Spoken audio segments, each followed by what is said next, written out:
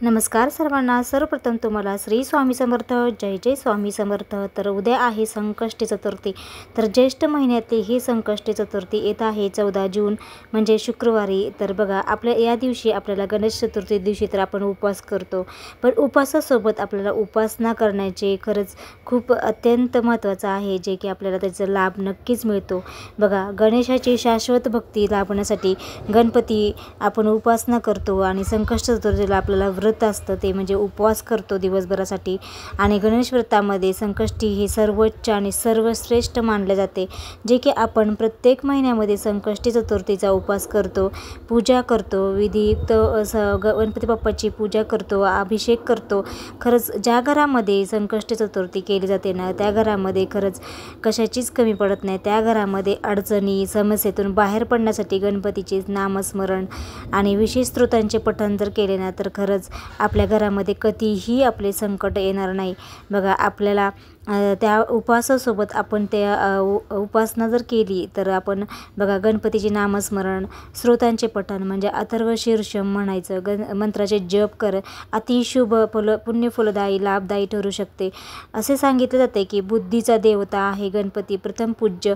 गणपती हे वैश्विक देवता आहे, गणेश ही प्रेरणा देणारी देवता आहे। संकष्ट चतुर्थीचे व्रत हे कोणीही करू शकतं, म्हणजे पुरुष करू शकतो, स्त्री करू शकतो, मुले करू शकतात, विद्यार्थीही करू शकतात। बघा, जे गणेश भक्त आहे ते आपल्या परीने जे गणेशांची पूजा करतात, विधियुक्त पूजा करतात, आणि त्यामुळे आपल्या चंद्रोदयाचेही महत्त्व असले आहेत आपल्या त्या दिवशी। बघा, आपल्याला दैवत म्हणजे आपले गणपती बाप्पा असते। बघा, ते पराक्रमी असले तरी कोपिष्ट नाहीत, तेजस्वी असले तरी तापहीन असे दैवत आहेत। यामुळे दैवत्व असलेले गणपती जवळचा आपल्याला वाटतो। प्रथमेश गणपती सुखकर्ता आणि दुःखहर्ता आहे, संकटातून मार्ग दाखवणारा आणि अपार कृपा करणारा बाप्पा आपल्या भाविकांच्या हाकेला धावून येणारे आहे। तर बघा, आपल्या अंतःकरणातून जर आपण हाक मारले तर आपल्याला संकटाला नेहमी धावून येणारे आपले बाप्पा आहेत। बघा, संकष्ट चतुर्थीच्या दिवशी आपला दिवसभर उपवास करायचा आहे, गणपती बाप्पाचे षडोपचारे पंचोपचारे पूजा करायची आहे, शुद्ध पाण्याने गणपतीच्या मूर्तीचा अभिषेक करायचा आहे, आणि अभिषेक करताना आपल्याला अथर्व शीर्षमचे पाठ 21 वेळे म्हणायचा आहे। जर तुम्हाला अथर्व शीर्षम जमत नसेल तर ओम गण गणपते नमः 108 हा जप करायचा आहे। नंतर आपल्याला फुले अर्पण करायचं आहे, म्हणजे त्या दिवशी जास्वंदाचं फूल, दीप, धूप, नैवेद्य अर्पण करायचं आहे, गणेशाचे नामस्मरण करायचे, प्रसाद ग्रहण करून आपण वाटप करायचं आहे। संकष्ट चतुर्थीला चंद्रदर्शन महत्त्वाचे मानले जाते। त्या दिवशी चंद्रोदयाची वेळ रात्री 10 जवळपास 10ला आहे। तर धूप दीप लावून आपण गणपती बाप्पाला नैवेद्य दाखवावा, चंद्रदर्शन घेऊन चंद्राला अर्ध द्यायला विसरायचं नाही। त्या दिवशी नक्कीच आपण चंद्राला अर्ध द्या।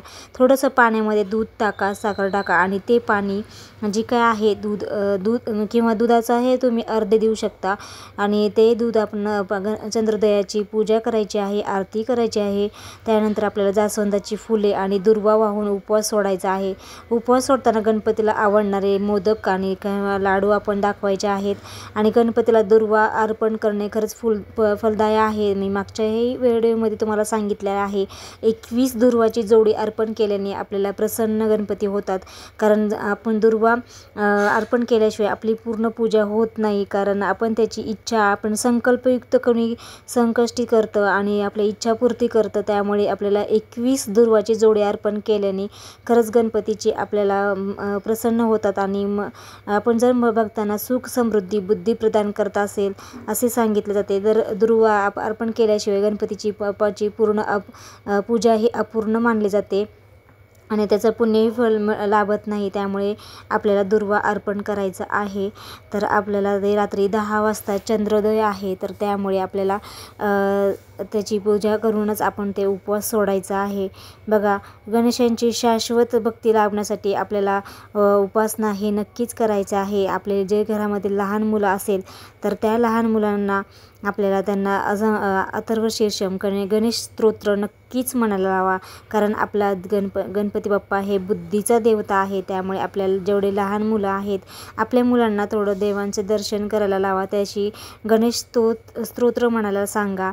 पाया पडायला सांगा। गणेश व्रतामध्ये बघा संकष्ट चतुर्थीचे व्रत हे सर्वोच्च आणि सर्वश्रेष्ठ मानले जाते, म्हणून संकष्ट चतुर्थीच्या निमित्ताने आपल्या जी काही अडचणी असतात घरामध्ये, बरेच अनेक समस्या असतात बघा, संसार म्हणलं की खूप समस्या असतात, तर त्यापासून बाहेर पडण्यासाठी आपल्याला गणपतीचे बाप्पाचे आपल्याला विधियुक्त पूजा, त्यांचं नामस्मरण, त्यांचं जप आपण जर केलं त्या दिवशी तर आपल्याला नक्कीच त्यामधून आपल्याला अलगद बाहेर काढतात हे असे आपले बाप्पा आहेत। तर ह्या गणपती बाप्पाची त्या दिवशी विधियुक्त मनोभावे पूजा करा, प्रार्थना करा आणि त्या दिवशीचा आपल्याला छान उपवास करा आणि उपवासासोबत आपली ही उपासनाही करा आणि ही उपासना केल्यावर आपल्याला नक्कीच लाभ मिळेल। तर अशा प्रकारे आपल्याला उद्या संकष्टी चतुर्थी करायची आहे आणि आपल्याला जर जमलं तर आपण ते जवळच्या मंदिरात जावा आणि मंदिरात जाऊन आपल्याला पूजा करायची आहे, तिथे आरती करायची आहे मंदिरात जाऊन आणि तिथे प्रसाद वाटप करायचा आहे। तर तुम्हाला शक्य झालं तर तिथे नक्कीच मोदक घेऊन जावा आणि तिथेही पूजा करा आणि छान अशी संकष्टी चतुर्थीची छान पूजा करा आणि तुम्ही संकष्टी चतुर्थीची प्रत्येक महिन्याला पूजा व्रत करतातच आहेत, तर आपल्याला तुम्ही जर करत असाल तर नक्कीच कमेंट करून सांगा। जे कोणी गणेश भक्त आहे तर त्यांना माझ्याकडून खूप खूप शुभेच्छा उद्याच्या गणेश चतुर्थीच्या आणि छान उपवास करा आणि छान पूजाही करा, तुमचे नक्कीच इच्छा पूर्ण हो हेच मी प्रार्थना करते। आणि ओम गण गणपते नमः या मंत्राचा नक्कीच 108 वेळेस जप करा।